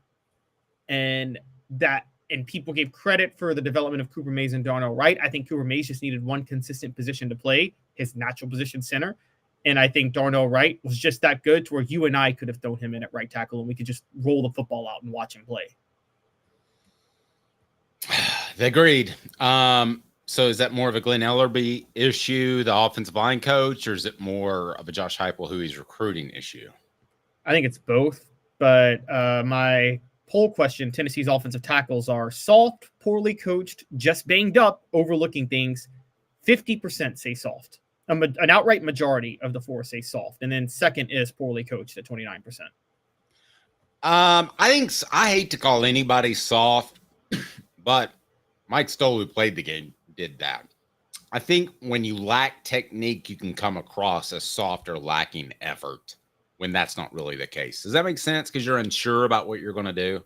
Yeah, no, it's exactly what you told me about Dylan Sampson last year, and I was totally wrong on that because he does not look soft in pass pro. He's actually more often than not trying to compensate for Lance Hurd's screw-ups, honestly. Dylan Sampson is. Yeah, I think there's a lot of truth to that. All right. The Gators that you need to watch, you absolutely have to watch. And coming up, there are issues afoot with Tennessee's 2 major rivals, both Georgia and the University of Alabama. So can we switch this up for a second? And who do you fear most on our poll question? And I want it to be Alabama, Georgia, who had another player get arrested, or Tennessee. And is the concern more inwardly focused than worried about Georgia may have another national championship team, or Alabama's just going to keep cruising under Kalen DeBoer, which he's not? So let's get that out there. What are you most concerned about? Alabama, Georgia, or Tennessee? And we'll tell I'll say, who should Tennessee fear most? Alabama, Georgia, or themselves? Okay, I like that. All right, so the stat of the day is what, Caleb, before we get to the Vols to watch at the university or against the University of Florida? Stat of the day is one y'all aren't going to like. Yes. Since Tennessee won the national title in 1998, Vanderbilt has beaten Tennessee more times than Tennessee has beaten Florida. Yuck. Vanderbilt's won 6 games against Tennessee. Tennessee's won 5 against Florida. If you go back to 2005, Vanderbilt has won 6 games against Tennessee, and Tennessee has won only 2 against Florida. Ugh. Those stats are, it's almost as like I want to go double check them to make sure you're not making them up. But I know you're not because I've looked at them recently. But I had to count 3 times a couple of those different stats in a column that I wrote recently on Off the Hook Sports. All right, Caleb, that's your stat of the day. We want to get to the 5 balls to watch. Stat of the day is brought to you by Chattanooga Mortgage. Congratulations. Your home search just got easier. Buying a home in Chattanooga has never been easier with Chattanooga Mortgage. Trust me, it's who I use. Chat with 2 T's, mortgage.com. Chat with 2 T's, mortgage.com. And 5 balls to watch is now. So, Caleb, who is number 1 on your list? Okay, number 5. We do countdowns, Dave. Number 5. Well, the first you would mention, number 5 on your list. Sorry. Yeah. All right, so number 5 is Dylan Sampson. Florida is middle of the pack in yards allowed per carry at 3.94. So that's 66 nationally to be exact. But that's only because they're top 30 in this season and in the nation in sacks with 13. And as you know, sacks count against rushing yards in college. So they're actually really bad at stopping running backs. And so Tennessee should, I mean, Dylan Sampson's our best offensive weapon. Tennessee should just keep feeding him the rock. Agreed. Dylan Sampson's too low. Peyton Manning, what do you think? They're like, that is total bullshit. Yeah, I think he's number 1. All right, who's next? Other players' keys will be X factors, and we'll get to that. So number 4, Andre Turrentine. So Jimmy Hyams talked to us about this, and he said that Florida's been highly efficient passing the ball since going to the 2-quarterback set. He's right. Florida's also thrown 5 interceptions on the year. 4 of them have been to safeties. All of this coming together and what they're doing with the alternating quarterbacks and the mobility of DJ Lagway puts a lot of pressure on the safety specifically. Andre Turrentine is the better of the 2 safeties. Will Brooks does what he can. He stays home. I mean, yeah, you hate to do the whole stays in position. He doesn't get out of position, but not that athletic. But that literally is Will Brooks, guys. Hey, I'm listen, sorry. I love Will Brooks. Yeah. I've got no issue with Will Brooks. I mean, there's nothing wrong with staying at home as a safety, and he brings the wood every time. I think we underestimated Will Brooks in preseason, and I think he's been a really good player. No, I agree. I agree. But in terms of who's going to be able to make the plays in this game, the pressure is going to be on Andre Turrentine, and he's got to be the one to step up to make the plays as the free safety. So I think Andre Turrentine is the most important player in the secondary. All right. Caleb, who's next? All right, number 3 had a really, really, really bad game last week, but he's got to step up this week. And I am talking about Miles Kitselman. And it's very clear that the coaches prefer him as their starter. Fine. Florida's elite pass rush against these tackles is going to give it's once again, Nico's not going to have the time he needs to throw the ball. That's twofold, Dave. That means they need Miles Kitselman more in 12 personnel, so he's going to be more crucial blocking. And he's going to have to be quick off his routes because Nico's going to need a quick dump off quite a few times in this game. And that's where Miles Kitselman comes in, particularly when Squirrel White is banged up after last week. So the slot receiver position is a little bit in flux. They need the tight end to step up. And by the way, Florida's been pretty bad at defending the tight end this year. So Miles Kitselman is going to be crucial.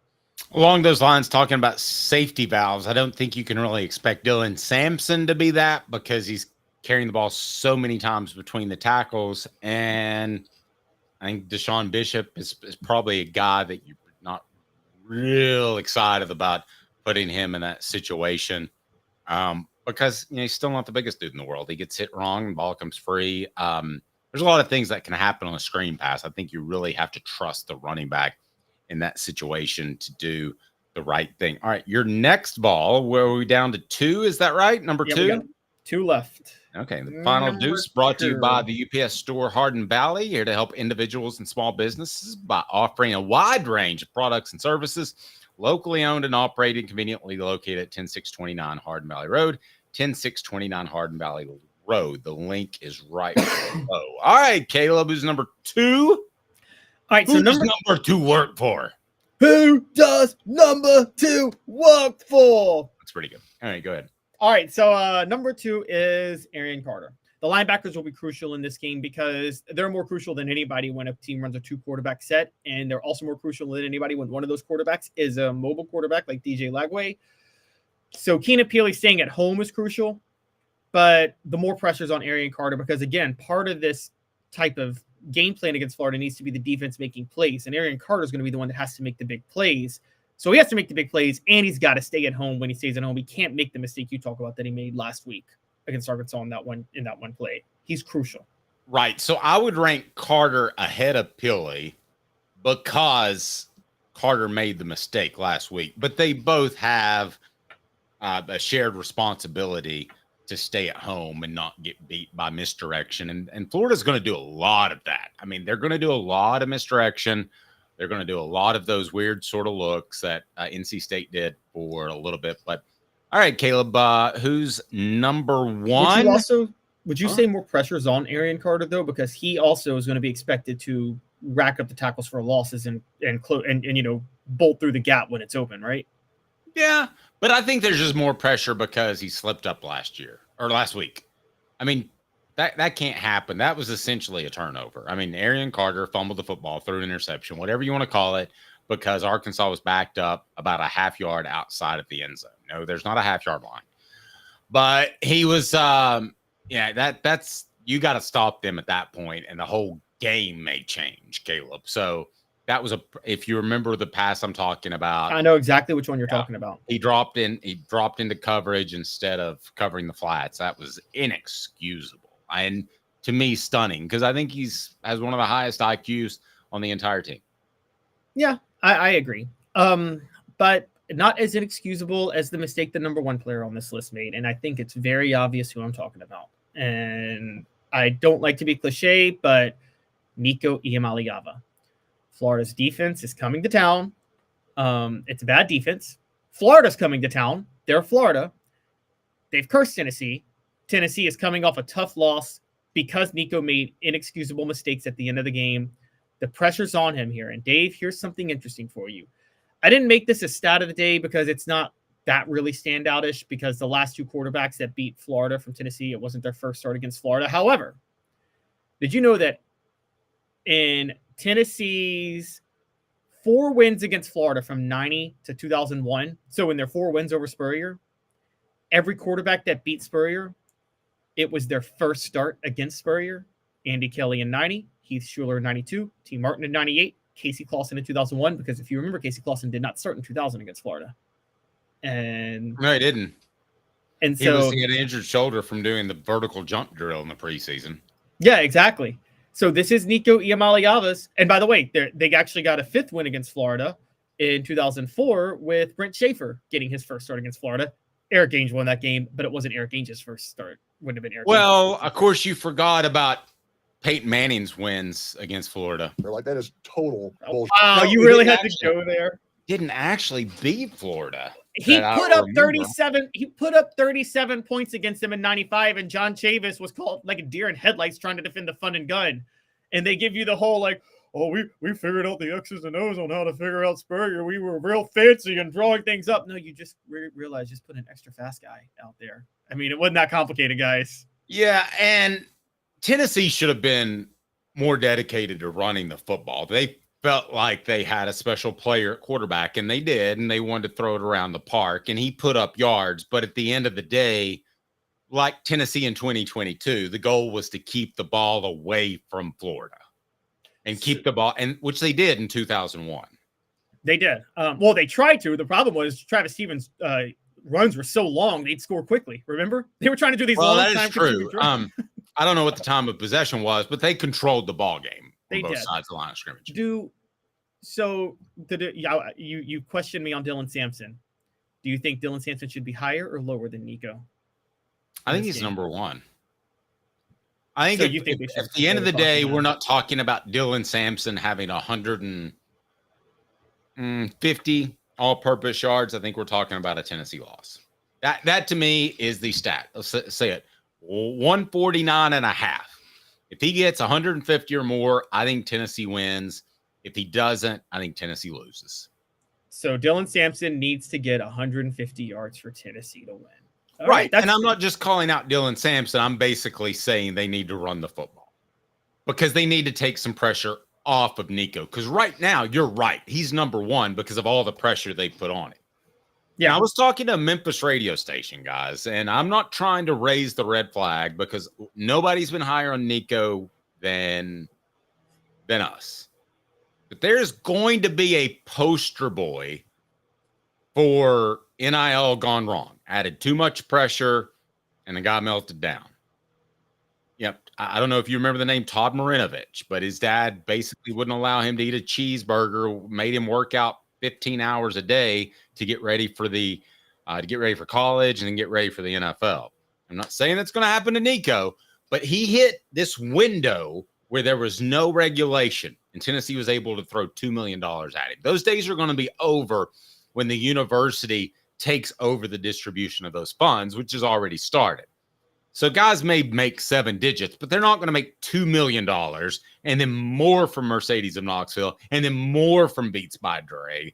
I mean, that's not going to happen. So right now, I think there's real concern that he could be caught in that weird time frame in which there was no regulation and he made a ton of money. People hold him to too high of a standard. He feels the pressure. And he's not the only one out there.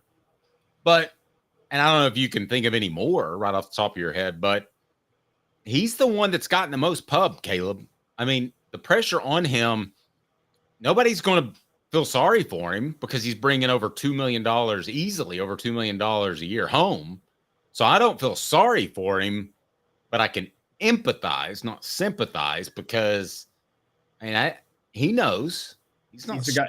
He's also the guy who took out the NCAA. So I mean, it's going to hit him pretty hard. Yeah.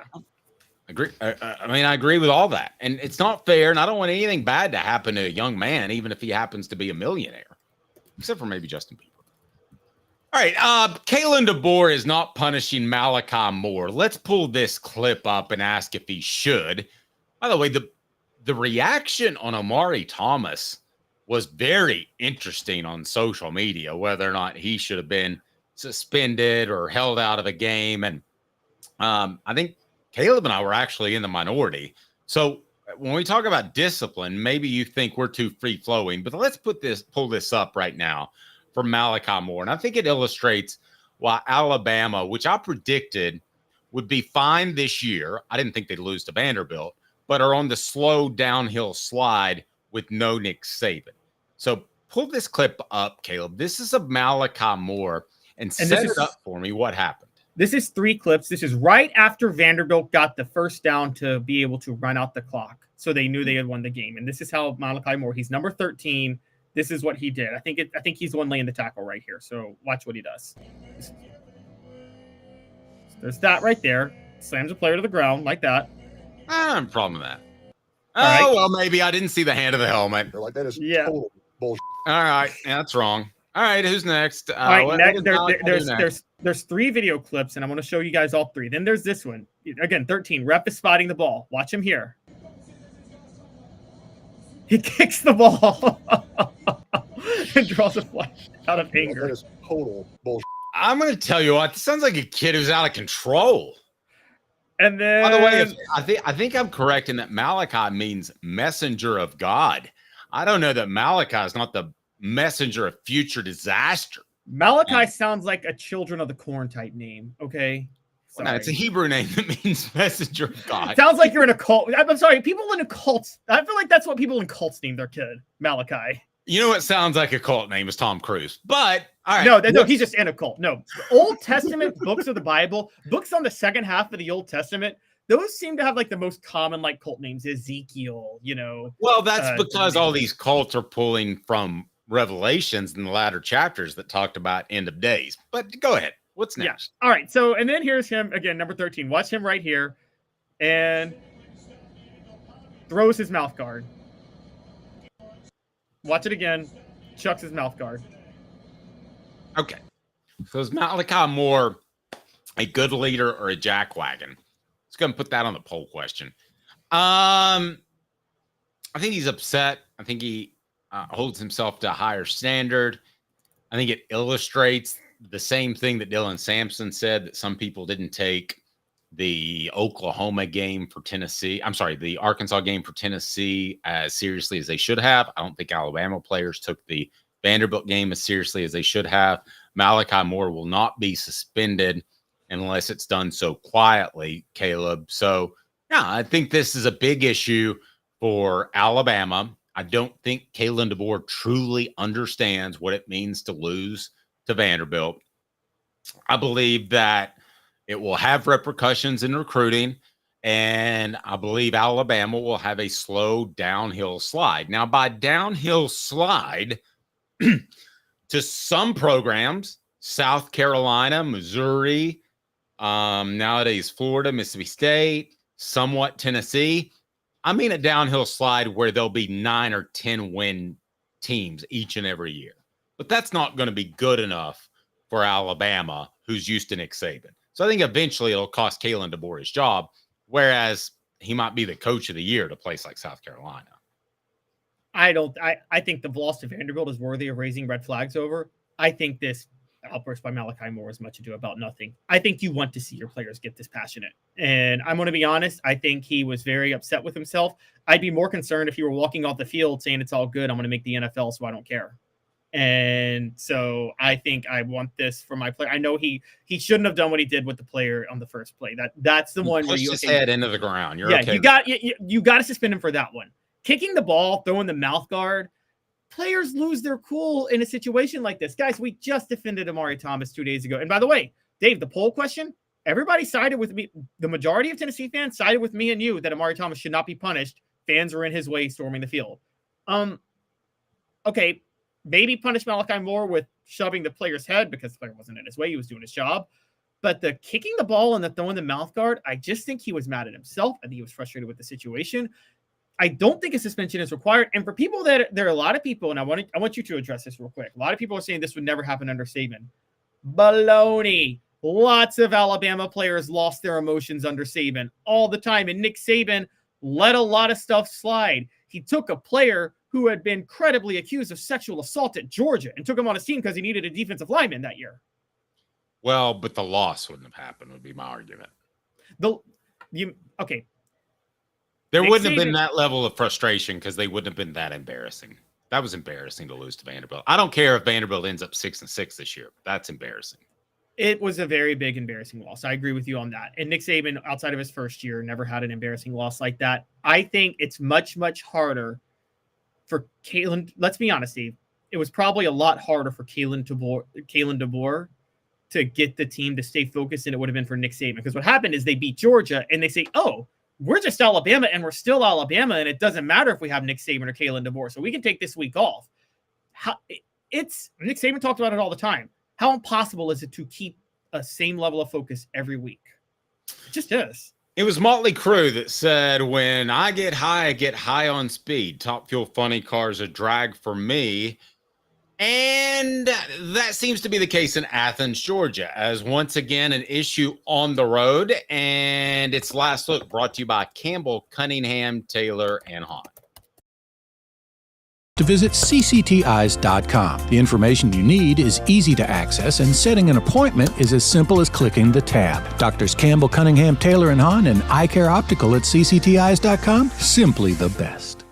More issues in Athens. Caleb, what do we got? Another Georgia player is arrested. Let's start with just Kirby Smart. This happened over the weekend. Georgia goes and beats Auburn in an ugly win off a loss. And here's what Kirby Smart had to say about that Georgia win. Mm-hmm. It was a great victory for Georgia. Tell you what, it was hot out there today, Shock. And if anything, to be honest, I'm a little disappointed. And I'm probably disappointed in our fans for the first time that I thought there was, a lack of really affecting the game, crowd noise-wise, passion and energy. And, hey, it was hot, but our players got full pads on, helmets, pads, and it's hot out there. And they're pushing, trying to have a home field advantage like we've had when we've played against teams. And I can't get crowd noise. Okay. And then just want to give I want to start with that. I've got an issue with that, especially when your house isn't in order off the field and fans could potentially get killed by one of your players who are driving like an idiot. So I think and I believe this firmly, your house needs to be 110% in order before you call out the fans. And this, to me, I don't know, just came across as really catty. I can't think of a better word, but I just thought it was tacky. I mean, the fans are out there having a heat stroke, and the fans have supported you. It's not like it wasn't a sellout. I mean, that to me was pretty lowbrow, my opinion. I'm sure there have been other coaches that have done that. I can't remember. Fan complacency can get a problem when a team is winning a lot. We know that. Remember Tennessee in the Fiesta Bowl after the 99 season, they barely showed up. Nebraska filled that stadium. And then Tennessee fans complained about not getting a BCS invite 2 years later when they were 10-2. And it's like, well, you guys didn't even bother to show up for the Fiesta Bowl. Why do you think you're going to get a BCS invite this time? And that is a real thing. I'm with you, though. It's on you to give the fans something to continue to entertain themselves with. And quite honestly, I don't know what Kirby Smart expects. It was, you just lost to Alabama in a way that you shouldn't have. And then you're playing a bad Auburn team at noon the next week. I don't blame him at all. And then just to get to the point, Georgia has had 2 years worth of arrest, and Kirby Smart has really been pretending like it's not a big issue. He's been acting like, and by the way, they are isolated incidents, but they just happen to keep happening.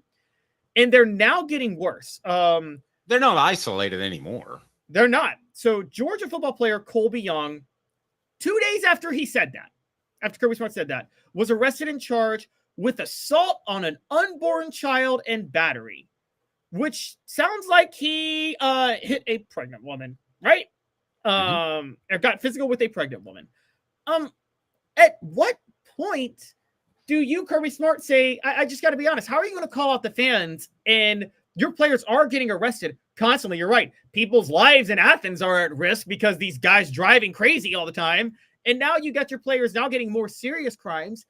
You can't sit there and tell fans, guys, our players have no issues. There's nothing wrong with the program. Everything's great. We got great culture when we see all these arrests. And then all these arrests happen. And then you say, well, why aren't the fans coming to the game? That's just stupid. Agreed. 20,000 foot view, though. Let me back up. Okay. Now, this may be a little bit before your time, but do you remember why Steve Spurrier left the University of Florida? Oh, yeah. He didn't think he was getting his respect enough after a 10-2 season. And he said similar things to what Kirby Smart just said, calling out the fans. And Caleb, I look back at it and thought, because we think that Steve Spurrier's so premeditated, right? That he was just calling out the fans. I look back at it in retrospect and think it was just an expression of frustration, which led to him leaving. So does this make you think that Kirby Smart will be more like Steve Spurrier and step away when there's still plenty left in the tank, or he's going to run that baby till the wheels come off like Nick Saban? I think he's going to run the baby till the wheels come off. I really don't. And here's why. I'm sorry to interrupt, but I think climbing Mount Saban and toppling that was a big thing. I think winning national championships, multiple, was a big thing. And he may have in the back of his mind that he wants to win 7 as many as Nick Saban. But, buddy, that's a long ways away. That's a lot of hours of work. And there's going to be something in the back of your head that says, is this worth it? And he has had some coaches that have had success in the NFL, like Todd Monken. Would he entertain that? I don't know. But the SEC is going to be incredibly difficult. It's going to be pretty much impossible to replicate what Saban has done, no matter how great you are. That's a once in 100 years type of coach, along with Paul Bear Bryant. So I don't think he's going to make a real run at 7. And I think it'll eventually be his choice. So you and I might differ there. I think the reason it won't be his choice is because I think the reason he won't make that decision is because I don't think he's going to have many options at the pro level. I wouldn't hire Kirby Smart, and that's not because of the discipline or anything like that. Okay, he's a great defensive mind who runs a college football program well. Is that conducive to being successful in the NFL? It's not like he's not. I mean, Dave, I think you would agree with me on this, right? Even at the same age, Kirby Smart's nowhere near the football guru Nick Saban was. Nick Saban probably more than anybody understood every single angle of football. He could have been an offensive coordinator if he wanted to. Agreed. But I think that Kirby Smart, and part of this is because of what happened to Steve Spurrier. I think Kirby Smart would be a better hire than Steve Spurrier at the time, because Spurrier was based on having more talent for the most part, A, and B, he was willing to spread things wide because he knew he could get a quarterback beat up and his offense was so simple you could put somebody else in there. Well, in the NFL, there's usually a big drop-off from Patrick Ramsey to whoever backed up Patrick Ramsey, right? I mean, Patrick Ramsey would have been a good quarterback if he hadn't gotten shell shock. There is also the third part of this, which is that unlike Kirby Smart, Steve Spurrier is kind of lazy. He doesn't like to do it. I mean, he literally told his players to hurry up and get a practice play right so he could end practice and go golf, and he had a scheduled golf outing that day. So, I mean, yes, I agree with you on all of that, but I still don't think that, again, I don't think Kirby Smart's as special of a coach. If you were hiring tomorrow, Dave, would you hire Todd Monken or Kirby Smart as an NFL head coach first? I'd hire Todd Monken. Not even think about it, right? Yeah, but I think you've also got to give Kirby Smart some credit for putting people in the right position. That's why I said he's a great CEO of a college football program. Just like Dabo Swinney is a great CEO of a college football program. Now, Kirby Smart's more of a defensive guru than Dabo Swinney is.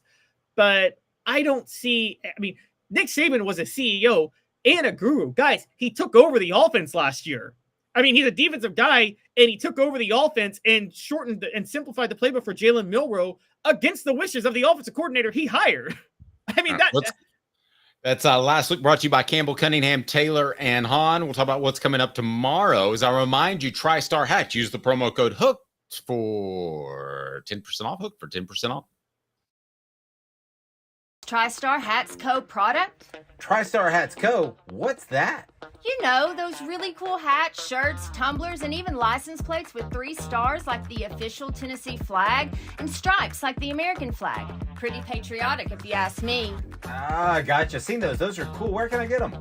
Simple. TriStarHatsCo.com. And if you order now, there's 10% on any order $50 or more. Plus, use the promo code HOOKED. With the promo code HOOKED, you get 10% off. That's hooked. And don't forget free shipping with any order over $50. Stock up at TriStarHatsCo.com. That's TriStarHatsCo.com. There are plenty of wannabes out there, so make sure you go to TriStarHatsCo.com for the best quality and customer service. Will do, and I'll be sure to use the promo code HOOKED. That's hooked when I do to save an additional 10% off. TriStarHatsCo.com. TriStar Hats Co. is a trademark of TriStar Hats Co. LLC. Any use without express written consent is prohibited. Angie, I love you, but nobody said that Kirby Smart was lazy. Said Steve Spurrier was lazy. Caleb, tomorrow on the program, it'll be Will West, as we'll continue to take a look at Florida, and we'll get his temperature as he hosts a show from 3 to 7 on the Sports Animal about where Tennessee's fan base is. Because I'm going to go ahead and tell you, we're going to do a topic tomorrow. It's stop whining. Stop whining. Get ready for Florida. It's Florida week. It's been too long. Caleb Calhoun.